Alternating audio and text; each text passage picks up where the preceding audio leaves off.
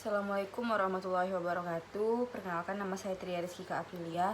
Di sini saya akan melanjutkan penjelasan dari rekan saya Hira Kusuma Wardani mengenai apa-apa saja yang ada di dalam asuransi dan begitu pula dengan resikonya. Baiklah, di dalam asuransi itu terdapat dua macam. Yang pertama asuransi konvensional dan asuransi syariah. Di sini asuransi konvensional itu juga dikenal mengenai perjanjian antara dua belah pihak atau lebih, di mana pihak penanggung mengikatkan diri kepada yang tertanggung dengan menerima premi asuransi untuk memberikan ganti rugi kepada tertanggung karena kerugian, kerusakan atau kehilangan keuntungan yang diharapkan. Jadi asuransi konvensional di sini juga memiliki prinsip. Salah satu prinsip dari asuransi konvensional yaitu tertanggung harus menyetorkan sejumlah kontribusi atau premi ke perusahaan sebagai bentuk ganti risiko. Nantinya bila tertanggung mengalami risiko di kemudian hari, maka uang pertanggungan itu akan bermanfaat untuk yang menerima polis. Jadi selain itu asuransi konvensional juga memiliki kelebihan. Salah satunya yaitu memiliki lebih banyak pilihan pengelolaan dana, lalu memberikan keuntungan yang besar, mengedepankan praktik jual beli, memberikan bonus tambahan jika tidak ada klaim sampai polis berakhir.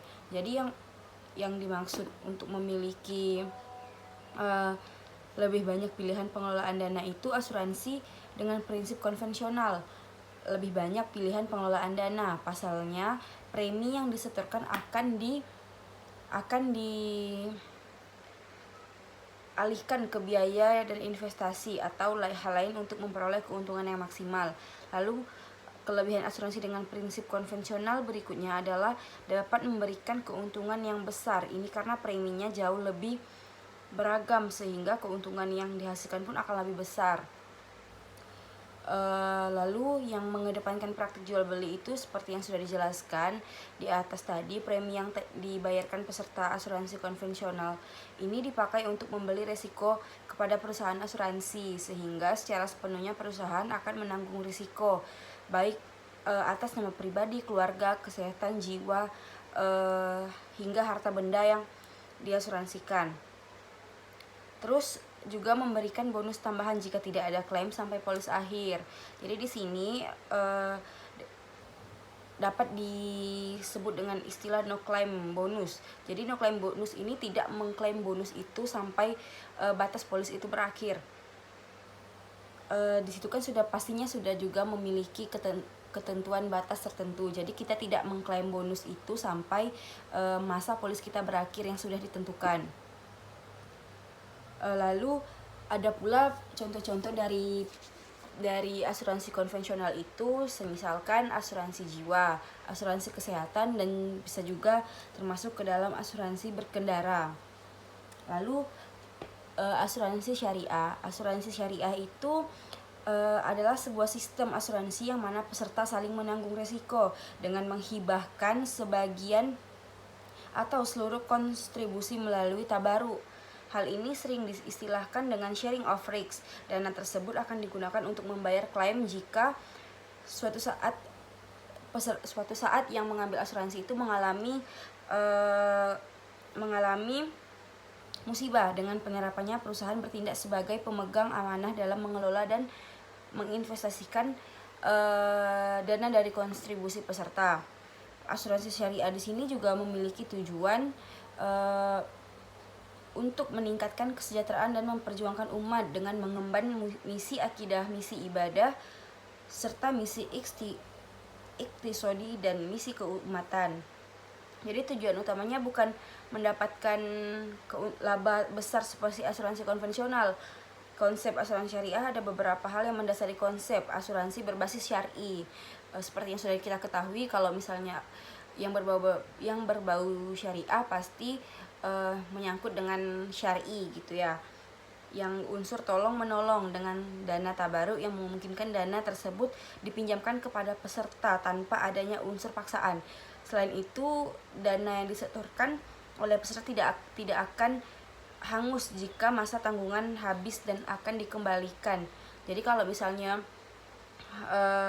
dana yang sudah disetorkan oleh peserta itu tidak bakalan hangus sampai jika masa tanggungan itu habis dan akan dikembalikan. Semua prosedur asuransi dilandasi oleh akad yang sesuai dengan syariah Islam. Lalu ada pula contoh asuransi syariah itu ada 3 yang dapat saya ambil, yaitu asuransi Sinarma Syariah, asuransi Syariah Manulife, dan Prudential Syariah Indonesia. Jadi itu merupakan penjelasan saya mengenai asuransi konvensional dan asuransi syariah. Lalu selanjutnya di sini saya akan menjelaskan mengenai jenis-jenis resiko yang terdapat di dalam asuransi. Resiko asuransi adalah kerugian di masa depan yang nggak bisa kita prediksi kapan terjadinya. Artinya sesuatu bisa dikatakan sebagai resiko jika dapat merugikan secara finansial, terjadi di luar rencana hingga menimbulkan kerugian fisik dan mental. Dalam dunia asuransi, contoh risiko tuh bisa berbentuk kegagalan, kecelakaan mobil, jatuh sakit, hingga kasus penipuan dan kegagalan proyek, dan masih banyak lagi contoh-contoh lainnya. Karena itu pentingnya asuransi hadir sebagai solusi finansial terhadap permasalahan risiko tersebut. Jadi di dalam jenis-jenis asuransi ini terdapat 7. Yang pertama asuransi murni, jenis-jenis resiko asuransi. Jenis-jenis resiko asuransi ini yang dapat saya jelaskan hanya ada 7. Yang pertama, resiko murni, resiko spekulatif, resiko fundamental, risiko khusus, risiko individual, risiko harta, dan risiko tanggung gugat. Jadi risiko murni ini adalah bentuk resiko yang jika terjadi akan menimbulkan kerugian, dan bila tidak terjadi maka tidak akan menimbulkan kerugian. Contoh misalkan kebakaran, kecelakaan, gempa bumi, gunung meletus, sama banjir, itu merupakan masuk resiko murni. Kalau misalkan terjadi banjir, maka kerugian itu akan terjadi gitu. Lalu yang kedua yakni risiko spekulatif, yang apabila terjadi dapat menimbulkan kerugian. Begitu juga sebaliknya, jika tidak terjadi maka tidak menimbulkan kerugian. Risiko spekulatif itu yang apabila terjadi menimbulkan kerugian, maka bila tidak terjadi menimbulkan keuntungan. Lalu yang ketiga itu risiko fundamental. Fundamental di sini dapat ditimbulkan oleh satu titik tetapi berdampak luas. Misalkan bencana alam. Bencana alam itu kan biasanya terjadi pada satu titik saja, misalkan di Pontianak gitu, tapi dia tidak berdampak luas. Dampaknya itu hanya terjadi pada di kota Pontianak tersebut. Lalu yang keempat resiko khusus. Resiko khusus ini dapat menimbulkan kerugian yang dapat terukur dan dikendalikan. Yang kelima, risiko individual. Risiko individual ini mempengaruhi kapasitas finansial seseorang. Misalkan contohnya kehilangan pekerjaan, itu kan pasti menimbulkan risiko finansial, menimbulkan risiko finansialnya karena kehilangan pekerjaan. Terus cacat fisik, itu kan yang dirugikan hanya finansial ya, diri sendiri gitu. Lalu yang keenam itu risiko harta. Jadi di risiko harta ini nih kerugian yang terkait dengan kepemilikan suatu benda akibat kehilangan, pencurian, ataupun kerusakan. Jadi kalau misalnya kayak jenis-jenis risiko di dalam asuransi ini ada seperti kayak pencurian motor gitu, itu termasuk ke risiko harta. Lalu yang terakhir risiko tanggung gugat. Risiko ini untuk menanggung kerugian orang lain. Semisalkan kita menabrak seseorang dan kerugian orang lain itu harus kita yang menanggung karena kita yang menabrak. Itu ulah kita yang mereka tabrakan kan pasti sebabnya dari kita gitu. Jadi kita harus menanggung resiko tersebut, menanggung kerugian orang yang tertabrak. Mungkin itu saja yang dapat saya sampaikan mengenai jenis-jenis asuransi serta risiko asuransi.